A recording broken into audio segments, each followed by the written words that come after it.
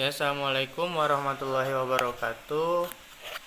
Bertemu lagi dengan saya Ahmad Ilham yang akan membahas seputar dunia fisika. Di sini kita akan menjelaskan tentang sebuah konsep dari ilmu fisika, yaitu hukum Newton. Di sini saya menyediakan satu buah PPT yang bisa saudara lihat sama-sama ya, tentang hukum Newton. Apa itu hukum Newton? Kita akan bahas satu persatu. Perkenalkan terlebih dahulu, saya mahasiswa dari UIN Sunan Gunung Jati Bandung dengan NIM 11720700005. Yang pertama bisa dilihat dari PPT. Di sini hukum Newton atau dinamika dan hukum Newton itu termasuk ke dalam bab 4. Di sini bisa saudara baca bahwa ada standar kompetensi, yaitu menerangkan konsep dan prinsip dasar kinematika dan dinamika benda titik. Untuk KD-nya atau kompetensi dasarnya yaitu menerapkan hukum Newton. IPK-nya indikator pencapaian kompetensinya. Di sini ada 1. Melukiskan diagram gaya-gaya yang bekerja pada suatu benda. 2. Mendeskripsikan berat dan gaya gesek. 3. Menjelaskan dan memformulasikan hukum gerak Newton. 4. Menggunakan prinsip hukum Newton dan memecahkan berbagai masalah fisika. Selanjutnya, menganalisa masalah-masalah dinamika sederhana secara kuantitatif dan mengkomunikasikannya. Yang terakhir, menjelaskan dan memformulasikan gaya sentripetal dalam gerak melingkar. Daftar materi pokok. Di sini ada 3 materi, yaitu yang pertama gaya, ada pada halaman 138-150 apabila buku fisika SMA, hukum gerak Newton dan penerapan hukum Newton. Selanjutnya, apa yang dimaksud dengan gaya? Nah, di sini kita lihat bersama-sama. Gaya adalah suatu dorongan atau tarikan pada suatu benda dan dihasilkan dari interaksi benda-benda dengan benda lainnya. Sebuah gaya dapat mengubah keadaan gerak, bentuk, dan ukuran suatu benda. Resultan gaya atau sigma F menjelaskan yang pertama, gaya merupakan besaran vektor yang dinyatakan dengan simbol F. Dalam satuan SI atau standar internasional, besar gaya dinyatakan dalam Newton atau disingkat dengan N. Besar resultan gaya-gaya dalam arah yang sama adalah nilai dari gaya-gaya yang dijumlahkan, sedangkan arahnya sama dengan arah gaya-gaya tersebut. Di sini ada sebuah contoh F1 dan F2.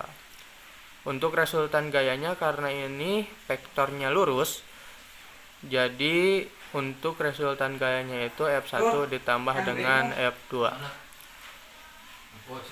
Selanjutnya, besaran resultan gaya-gaya dalam arah berlawanan adalah selisih gaya-gaya tersebut, sedangkan arahnya sama dengan arah komponen gaya yang lebih besar. Jadi untuk resultan gaya yang arahnya berlawanan itu adalah selisih dari gaya terbesar dikurang gaya terkecil. Contoh di sini resultan gayanya F1 dan F2. Karena F1 itu lebih besar daripada F2, makanya F1 dikurang dengan F2 untuk mencari resultan gayanya. Setelah itu ada yang dinamakan resultan dua buah gaya yang mempunyai titik tangkap sama tetapi arahnya berbeda, dapat ditentukan dengan menggunakan metode segitiga atau metode jajar genjang. Seperti apa metodenya? Ada pada slide selanjutnya. Silahkan bisa dilihat. Nah, di sini disediakan cara menentukan resultan gaya secara analitik. Resultan gaya secara analitik tersebut dengan metode jajar genjang dapat dicari dengan cara akar dari F1 kuadrat ditambah F2 kuadrat ditambah 2 dikali F1 dikali F2 cos alfa. Untuk sigma F sendiri adalah besaran resultan gaya, F1 besar gaya F1, F2 besar gaya F2, dan alfa sudut antara F1 dan F2. Kita ke slide selanjutnya. Slide selanjutnya, untuk menentukan arah resultan gaya, kita dapat mencarinya dengan rumus sin beta sama dengan F2 dikurang sigma F dikali dengan sin alfa. Untuk beta sendiri adalah sudut antara vektor resultan gaya dengan F1. Nah, di sini dijelaskan jenis-jenis gaya. Untuk jenis-jenis gaya, yang pertama ada yang dinamakan dengan gaya berat. Apa itu berat? Berat merupakan gaya gravitasi yang bekerja pada suatu benda yang berada di dekat permukaan bumi. Nilai berat adalah perkalian antara massa benda dengan percepatan gravitasi. Dapat disimbolkan untuk mencari berat atau W itu sama dengan M dikali G. Slide selanjutnya ada yang dinamakan dengan gaya normal. Apa itu gaya normal? Gaya normal adalah gaya kontak yang bekerja dengan arah tegak lurus terhadap bidang sentuh jika dua benda saling bersentuhan satu sama lain. Contohnya di sini ada beberapa contoh gambar dari gaya normal. Yang pertama itu tegak lurus, dan yang kedua miring, dan yang ketiga itu vertikal. Selanjutnya ada yang dinamakan dengan gaya gesek. Gaya gesek adalah gaya yang menghambat gerak benda. Besar gaya gesekan itu adalah F sama dengan mu Newton. F itu gaya gesek, mu koefisien gesekan, dan Newton gaya normal. Tetapi kebanyakan untuk gaya gesek khususnya pada kendaraan itu biasanya termasuk juga di udara sering tidak dihiraukan.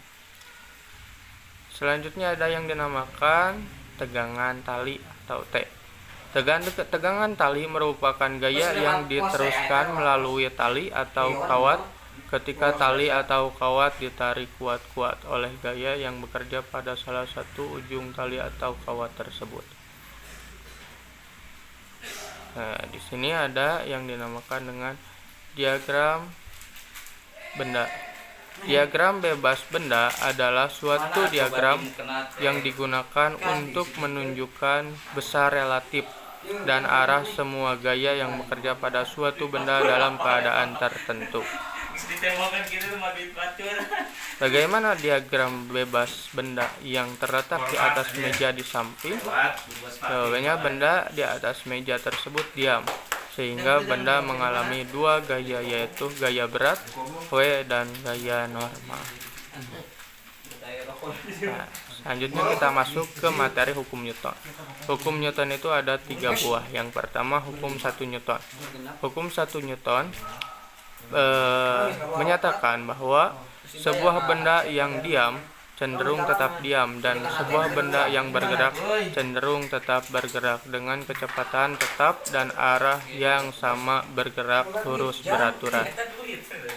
Jika tidak ada gaya yang tidak seimbang bekerja padanya. Yang kedua, perumusan matematis hukum 1 Newton. Berarti resultan gaya itu hukumnya sama dengan 0. Hukum pertama Newton sering disebut dengan hukum kelembaman, karena hukum ini menyatakan sifat dasar suatu benda yang disebut kelembaman.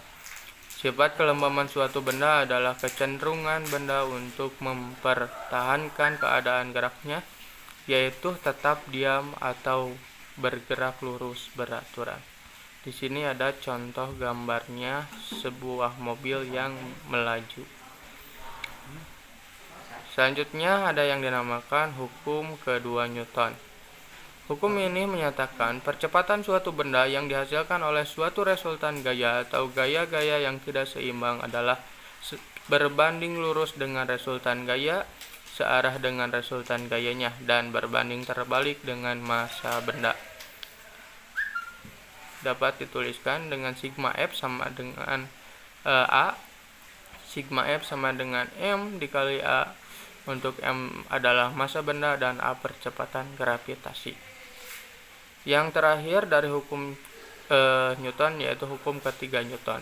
Hukum ini menyatakan bahwa untuk setiap gaya aksi terdapat gaya reaksi yang sama dan berlawanan. Perumusan matematis hukum 3 Newton ini dituliskan dengan F aksi sama dengan min F reaksi. Kita masuk ke slide selanjutnya. Penerapan hukum Newton. Gerak benda pada bidang datar licin. Contohnya ada yang pertama, pada bidang datar atau licin, benda tidak mengalami gaya gesek, sehingga benda hanya dipengaruhi oleh gaya penyebab gerak atau F. Masalah gerak ini dapat diselesaikan dengan perumusan hukum kedua Newton, yaitu F sama dengan M dikali A. Selanjutnya, gerak benda pada bidang datar kasar, tadi licin sekarang kasar. Pada bidang datar kasar, benda mengalami gaya gesekan atau F, sehingga resultan gayanya adalah F min F kecil. Masalah gerak ini dapat diselesaikan dengan perumusan hukum 2 Newton, yaitu dirumuskan dengan F dikurang F kecil sama dengan M dikali A. Kita masuk ke slide selanjutnya tentang gerak benda pada bidang miring. Untuk menyelesaikan permasalahan dinamika yang berhubungan dengan gerak benda pada bidang miring, buatlah diagram bebas benda pada bidang miring tersebut. Ingat, benda tidak mengalami gaya gesekan untuk bidang miring licin, dan benda mengalami gaya gesekan untuk bidang miring yang kasar. Berdasarkan diagram bebas benda tersebut, gunakan hukum 1 Newton jika benda diam dan bidang miring, dan gunakan hukum 2 Newton jika benda bergerak pada bidang miring. Contohnya seperti pada gambar. Selanjutnya di slide PPT ini ada yang dinamakan dengan gerak benda pada katrol licin. Ada juga gerak benda pada sebuah katrol. Masalah dinamika yang berhubungan dengan gerak pada katrol licin dapat diselesaikan dengan hukum kedua Newton, yaitu sigma Fy sama dengan M dikali A. Untuk sigma F nya itu dapat diketahui dengan W2 atau berat benda kedua dikurang T tegang tali ditambah T dikurang W1 sama dengan M dikali A. Untuk berat benda licin pada lip atau dalam lip, untuk menyelesaikan permasalahan dinamika yang berhubungan dengan berat benda dalam lip, dapat digunakan hukum Newton ketika lip diam atau bergerak lurus beraturan, dan hukum 2 Newton ketika lip bergerak dalam percepatan tertentu. Ketika lip diam atau ber-GLB, maka dapat dicari dengan rumus sigma Fy sama dengan 0, atau sigma Fy nya itu P dikurang dengan W. P nya itu gaya yang mendesak lantai lip, dan W adalah berat benda dalam lip. Ketika lip bergerak ke atas dengan percepatan A, maka rumusnya adalah sigma Fy sama dengan MA, sigma Fy nya P dikurang W, P sama dengan M dikali A tambah G.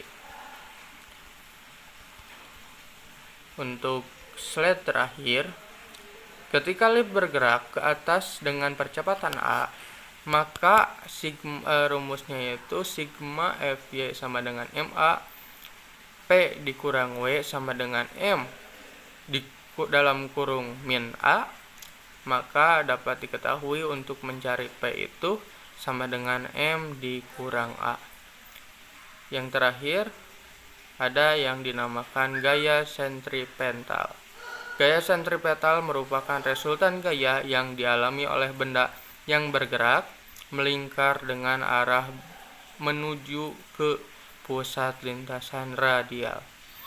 Fs-nya itu sama dengan mp kuadrat dikurang r dibagi r, atau Fs sama dengan m omega kuadrat dikali r. Jadi untuk Fs-nya itu gaya sentripetal, m massa benda, pi kecepatan linear benda, omega kecepatan sudut benda, dan r adalah jari-jari lintasan. Mungkin untuk materi hukum Newton dicukupkan sekian. Kurang dan lebihnya mohon dimaafkan. Sekian dari saya, mohon undur diri. Wassalamualaikum warahmatullahi wabarakatuh.